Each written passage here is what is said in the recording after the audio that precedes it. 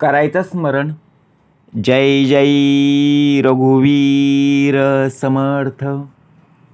श्री समर्थ कृपेने एक सुंदर असा बोध, एक सुंदर असं श्रवण आपल्याला प्राप्त झालेलं आहे. या श्रवणाच्या माध्यमातून उत्तमच सामर्थ्यसुद्धा समर्थांनी प्राप्त करून दिलेलं आहे. बघा, प्रत्यक्षपणे भाग कसा दिलेला आहे, नक्कीच श्रवण करूया. समर्थ म्हणाले, मनातलं दुःख ज्यावेळी बाहेर येतं त्यावेळी आपल्या चेहऱ्यावर नेहमी हसणं नक्कीच असलं पाहिजे. कारण का, मनात कितीही दुःख असले ना की मनुष्य देह बघा प्रत्येक गोष्टी नाकारत असतो. कारण त्या व्यक्तीला खूप राग असतो, मत्सर असतो, क्रोध असतो. मग चेहऱ्यावर हसू असणं हे त्याच्या परिचयाचं नसतं, क्षणिक असतो. दुःख असो किंवा सुख असो हे क्षणिक असतं. परंतु आयुष्य ज्यावेळी आपण जगत असतो त्यावेळी मनातलं दुःख आहे ना, हे समजून घ्यायला पाहिजे. त्याचप्रमाणे का भाग द्यावा लागला. आपण चांगल्या माणसांचं बघा प्रत्यक्षात शोध घेत असतो, चांगली माणसं कोणती. त्यापेक्षा आपला देह हा चांगल्या प्रकारे वागला पाहिजे. आपल्या स्वभावामध्ये आपण उत्तम प्रकारे राहिलो पाहिजे. आपण जर उत्तमाचे राहिलो, आपला स्वभाव जर उत्तमाचा असेल, तर आपल्याला चांगल्या लोकांची गरज पडणार नाही. तर दुसरी लोक बघा जी आपल्याला वेड्यात काढत होती ना, ती आपल्याला उत्तम प्रकारे शोधत नक्कीच फिरतील ना. कारण का, आपल्यामध्ये बदल झालेला आहे. जर आपल्यामध्ये बदल होत नसेल आणि आपण जर चांगल्यांची संगत धरत असू, परंतु ती व्यक्ती चांगलं वागते, परंतु त्यांचे गुण जर आपण घेतच नसू, मग उपयोग काय. समर्थ म्हणाले, जीवनात कुटुंबापेक्षा मोठं कोणतंही धन नाही आहे. आपल्याला असं वाटतं की आपल्या आयुष्यात फक्त पैसा पैसा आणि पैसाच मोठा आहे. नाही हो. आपल्याला बघा प्रत्यक्षात मिळालेली जी संपत्ती आहे ते म्हणजे एक प्रकारे आपलं कुटुंब, जे आपल्या सुखदुःखामध्ये कोणताही विचार न करता आपल्याकडे लक्ष देते. भले पैसा नसला तरी उत्तम प्रकारे बघा, आई वडील असतील, भाऊ असेल, बहीण असेल, मुलं असतील, मुली असतील, पत्नी असेल, नक्कीच ना.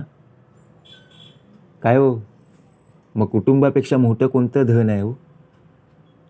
कारण आपल्या घरामध्ये जो कर्ता पुरुष आहे, त्याचप्रकारे आपले वडील बघा कर्ता पुरुष, संपूर्ण घराची जबाबदारी ते घेत असतात. त्यांच्यासारखे सल्लागार, त्यांच्यासारखे सल्ला देणारे आपल्या आयुष्यात कुठेही पाहायला मिळणार नाही. हेच तर नशीब आहे, हेच तर खरं मोठं सामर्थ्य आहे. कारण आईपेक्षा मोठी कोणतीही सावली नाही आहे.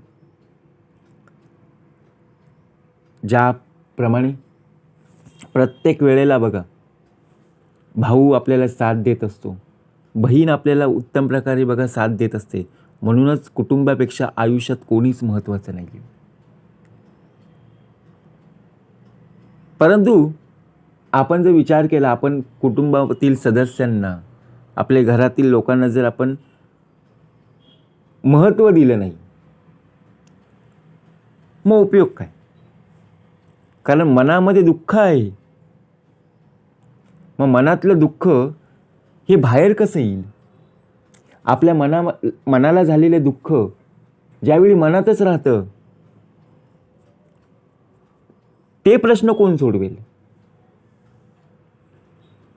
जोपर्यंत आपला प्रश्न सुटत नाही, जोपर्यंत आपलं मन मोकळं होत नाही, तोपर्यंत आपलं कुठल्याही प्रकारे कुठल्याही कामात लक्ष लागणार नाही, एवढं मात्र नक्की. मग मनात कितीही जरी दुःख असलं तरी चेहरा मात्र आपला हसरा ठेवणं गरजेचं आहे. कारण दुनिया प्रत्यक्षपणे आपला चेहरा पाहत असते, आपलं मन नाही. आपण कुठेही फिरायला जा, बघा एखाद्या वेळी आपण रेल्वे स्टेशनला जातो, बस स्टॉपवर जातो, मार्केटला जातो, मॉलला जातो, डोंगर ठिकाणी बघा प्रत्यक्ष आपण फिरायला जात असतो. असं जात असताना साधा जर विचार केला, आपण शेजारी पाजारीसुद्धा जात असतो, त्याचप्रमाणे आपण नातेवाईकांच्या घरी जात असतो. मग तिथेही जात असताना लोक आपल्या चेहऱ्याकडे पाहतील, मनाकडे कोणीही पाहणार नाही आहे. परंतु जर आपला चेहरा बघा रागीट असेल, क्रोधिष्ट असेल, तर समोरची व्यक्ती आपल्याला पाहता क्षणी ओळखेल की या व्यक्तीसमोर काहीही बोलणं आता तरी शक्य नाही आहे. कारण ती व्यक्ती त्या मनस्थितीत नाही आहे जी ऐकून घेणारी असेल. पण प्रत्यक्ष जर पाहायला गेलो ना, संपूर्ण जग, संपूर्ण दुनिया आपल्या चेहरा पाहत असते. आपल्याला असं वाटतं की आपल्याला कोणीच पाहत नाही आहे. रस्त्यातून जात असताना बघा आपण बडबडत जातो, लोकांना वाटत नाही, लोकांना वाटतं ना अरे ही व्यक्ती एकटीच आहे, सोबत कोणीही नाही आहे, तरीही पुटपुटत जात आहे. आपण आपल्या बघा त्या विचारांमध्ये गुंतलेलो आहोत. जोपर्यंत प्रश्न सुटत नाही तोपर्यंत आपण त्यामध्ये अडकलेलो आहोत. आणि ज्यावेळी एखाद्या व्यक्तीजवळ किंवा बघा एखाद्या आपल्या कुटुंबातील सदस्यांजवळ जर आपण तो विषय मांडला, तेव्हा आपलं मन कुठेतरी हलकं होतं. मग मन हलकं जेव्हा होईल तेव्हा जगायला अजून उत्तम प्रकारे सामर्थ्य प्राप्त होईल. कारण त्यातून आपल्याला त्या प्रश्नाचं उत्तर मिळेल. नुसतं प्रश्न ठेवून उपयोगाचं नाही आहे. चेहऱ्यावर हसणं का आवश्यक आहे?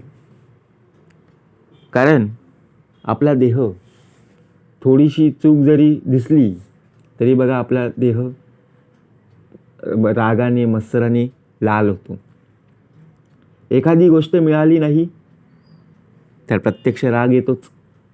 परंतु चेहऱ्यावर हसू ठेवायचं आहे. दुःख आहे, दुःख लोकांना सांगून उपयोगाचं नाही आहे, बरोबर की नाही? काही लोक समजून घेतील तर काही लोक बघा हसण्यावर नेतील. परंतु ज्या क्षणाला आपला देह आजारी पडलेला आहे तरीसुद्धा आपल्याला भेटायला येणारी लोक बघा उत्तम प्रकारे येत असतात. परंतु त्यावेळी आपला चेहरा जर हसरा असेल तर लोकांनासुद्धा उत्तम असं वाटतं की बाबा आपला माणूस आहे. परंतु त्यावेळेला बघा आपण हसरा चेहरा ठेवला नाही, आपल्याला वेदना होत आहेत, आपल्याला दुःख होतं आहे, आपल्याला शरीर साथ देत नाही, तरीसुद्धा आपल्या चेहऱ्यावर हसणं असणं खूप गरजेचं आहे हो. कारण ज्या वेळेला काही मिळत नाही त्यावेळेला एक स्माईल असणं खूप आवश्यक आहे. वेळ आणि परिस्थिती कधी सांगून येत नाही, त्यामुळे एखाद्यावर हसताना विचार करून हसलं पाहिजे. कारण कसं असतं, वेळ आणि परिस्थिती कोणाला सांगून येते? कोणालाच नाही ना. आता तुझी वेळ आलेली आहे, तू आता सावधान राहा, असं कुठे अनाऊन्स झालं का? नाही. आता हा देह बोलत आहे, पुढच्या क्षणाला असेल किंवा नसेल कोणाला माहिती आहे, बरोबर ना? ज्याच्या वंशी जावे तेव्हा त्याला कळे ना. पण प्रत्यक्ष जर आपण विचार केला, वेळ परिस्थिती जशी सांगून येत नाही आहे तसं आपण लोकांवर प्रत्यक्षपणे एखाद्यावर हसताना आपण पाहिजे, आपण दुसऱ्यांना का हसतो याचं उत्तर आपण स्वतःहून शोधलं पाहिजे. जर आपण दुसऱ्यांना हसत असू तर आपण कुठेतरी चुकतो एवढं मात्र निश्चित आहे. दुसऱ्यांवर शोधत असताना, दुसऱ्यांकडे बोट दाखवत असताना 4 बोटंही आपल्याकडे असतात. आणि दुसऱ्यांना हसत असताना आपल्या ठेवावं झाकून आणि दुसऱ्यांचं पाहावं वाकून, अशी जी पद्धत आहे ती आपल्याकडून होत असते. मग याचा विचार आपण केला पाहिजे. कारण वेळ हा एखाद्या वाहत्या नदीसारखा असतो. कारण एकदा स्पर्श केलेल्या पाण्याला तुम्ही पुन्हा स्पर्श करू शकत नाही. का ते पाणी थांबतं? नाही थांबू शकत. तसंच आहे, आपल्या घड्याळामध्ये सेकंद काटा आहे, मिनिट काटा आहे, तास काटा आहे.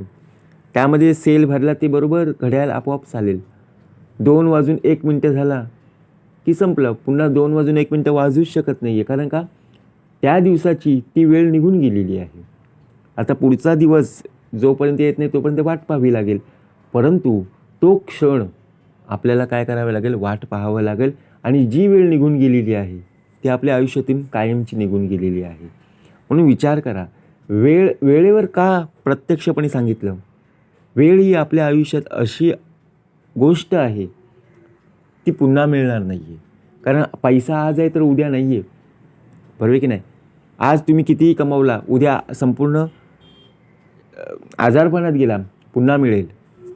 मग दुःख झालं का? हो, दुःख झालं, परंतु पुन्हा येईल यामध्ये आपल्याला सुख वाटलं. परंतु एकदा आयुष्यातून गेलेली माणसं बघा, ज्यावेळी तुटली जातात, परंतु आपण ज्यावेळी जोडण्याचा प्रयत्न करतो त्यावेळी आपल्या चेहऱ्यावर एक प्रकारे हसणं असतं की नाही? म्हणून चेहरा हसरा असणं खूप गरजेचं आहे. म्हणून आयुष्यातील प्रत्येक क्षणाचा आनंद हा स्वतःहून घेत आणि त्यामध्ये अनुभव असणं खूप गरजेचं आहे. कारण प्रत्येक वेळेला बघा, आपल्याला कोणीही सांगणारं नसेल. आपल्याला कंटाळा येतं, सारखं आपण तेच ऐकतो. आई काय सांगते, बाबा काय सांगतात, परंतु त्यामध्ये काहीतरी दडलेलं आहे ना. कधी आपण काही लोकांचं भलं करण्याचा सुद्धा प्रयत्न करत असतो, पण त्यांना वाटतं की आपण त्यांच्या वाईटावर टपलेलो आहोत. ज्यांचं करावं भलं तोच म्हणतो माझंच खरं, असं सुद्धा आपण ऐकतो.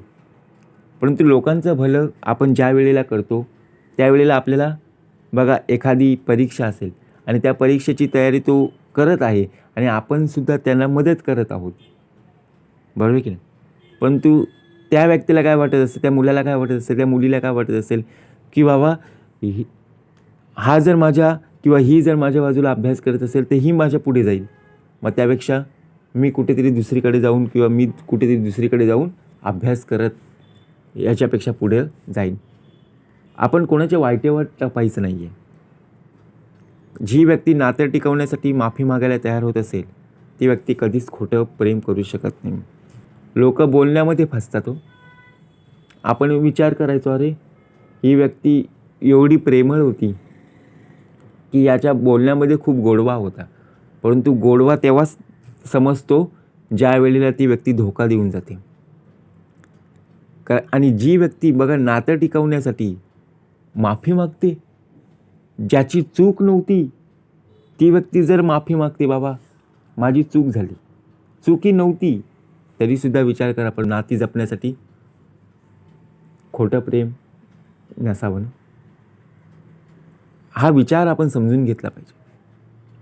वेळ ही दरवेळेस सारखीच नसते. एक वेळ त्या दिवसामध्ये रडावं लागतं, तर बघा प्रत्यक्षात दुसऱ्या दिवशी आपल्याला हसणं खूप गरजेचंच आहे. आज सुखाचा दिवस असेल तर उद्या दुःखाचा दिवससुद्धा पाहायला मिळेल. कारण वेळ ही आपल्या आयुष्यामध्ये अशी गोष्ट आहे ती कोणासाठी थांबलेली नाही आहे. म्हणून समर्थ म्हणाले, मनात ती जरी दुःख असले ना तरी त्रास हा सर्वांनाच असतो. म्हणून मनाला आवर घालण्यासाठी आपला चेहरा आणि चेहऱ्यामध्ये असणारे जे हावभाव म्हणजे आपला प्रत्यक्ष जर पाहायला गेलं तर आपला स्वभाव बदलणं खूप गरजेचं आहे.